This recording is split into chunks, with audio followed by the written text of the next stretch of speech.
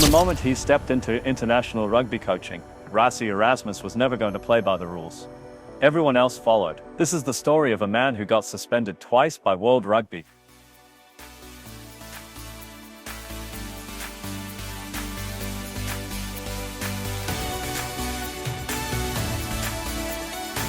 Called out by some of the game's biggest names, and still managed to force even his harshest critics to admit something they never wanted to say out loud.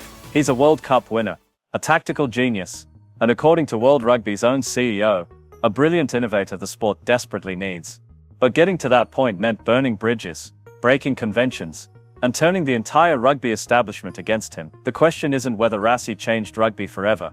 It's whether rugby was ready for someone like him in the first place. What makes a coach go from being labeled a problem to being called essential? And why did it take the sport's governing body so long to figure out what South Africa already knew? This isn't just about one man's journey from outsider to legend. It's about what happens when someone refuses to stay quiet even when the entire world tells them to shut up and fall in line. Rassie Erasmus didn't just win a World Cup. He rewrote the rulebook on how coaches could operate. And the fallout from that decision is still shaking the foundations of international rugby today. Before we get into the suspensions, the praise, and the moment when even his biggest doubters had to eat their words, you need to understand where this all started. Rassie wasn't born into rugby royalty. He earned his credentials the hard way, playing as a flanker who understood the game from the ground up during 36 tests for South Africa. Between 1997 and 2001, his playing career taught him something most coaches never fully grasp, that rugby isn't just about talent, it's about systems, preparation, and knowing exactly where the edges of the rules really are. When he moved into coaching, that mentality came with him, and it wasn't long before people started noticing that this wasn't your typical rugby coach. He took over a Springboks team in March 2018 that was ranked 6th in the world, coming off record defeats in a period of crisis that had shaken South African rugby to its core. And within 18 months, he had them lifting the Webb Ellis Cup. But World Cup success was just the beginning of a much bigger storm. The real controversy started when Rassie decided that the way rugby handled officiating was fundamentally broken, and instead of complaining behind closed doors like every other coach, he went public during the 2021 British and Irish Lions tour. He released a 62-minute video breaking down refereeing decisions frame by frame, pointing out inconsistencies and missed calls that most people in rugby had been too polite or too scared to mention. The rugby establishment lost their minds. World Rugby came down hard, handing him a ban that was meant to send a message to every other coach watching. Stay in your lane, don't challenge the system, and definitely don't air your grievances where the public can see them. But Rassie didn't back down, and neither did South Africa. The media circus that followed was unlike anything rugby had seen before, with commentators, former players and coaches all weighing in on whether this was tactical genius or total disrespect. Some called it gamesmanship. Others called it a violation of rugby's sacred traditions, but nobody could ignore it.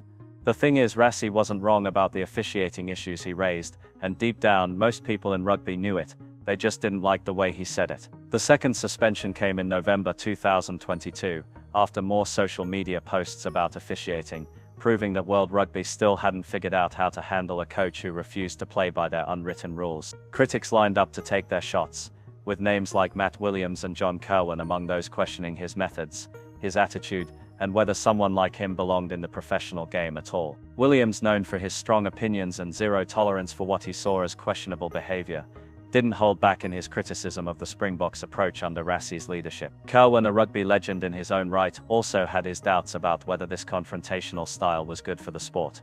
These weren't random voices, these were respected figures with decades of experience, and they were publicly questioning whether Rassie Erasmus was helping or hurting rugby. For a while it looked like the critics might be right, that Rassie had gone too far and that his career might never recover from the damage. Then something unexpected happened that nobody saw coming.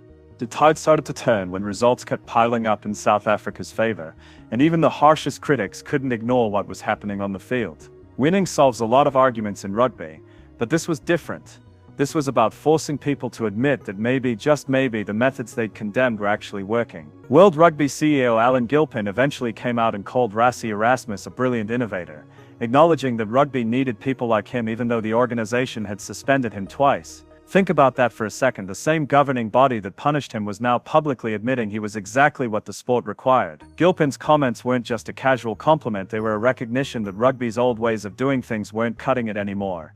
and that innovation, even uncomfortable innovation, was necessary for the game to evolve. But the most satisfying vindication came from the critics who'd spent years questioning everything about Rassie's approach. John Kirwan, who'd been skeptical of the Springboks' tactics, eventually came around in spectacular fashion in September 2025, calling Rassie not just a coach but stating that he's not a Springboks coach, he's a South African god. Matt Williams, never one to hand out praise easily, also had to acknowledge what was becoming impossible to deny, calling tactical moves genius and praising how the coaches were moving the game forward. Even the most stubborn doubters were running out of arguments when the evidence kept mounting that Rassie's methods weren't just controversial, they were effective. Other coaches started quietly adopting elements of his approach, analyzing officiating more carefully, being more strategic about how they communicated with referees and the media. The same tactics that got Rassie suspended were now being studied and copied across international rugby, proving that he wasn't just ahead of the curve, he was setting the direction everyone else would eventually follow. Players who worked under him spoke about his preparation,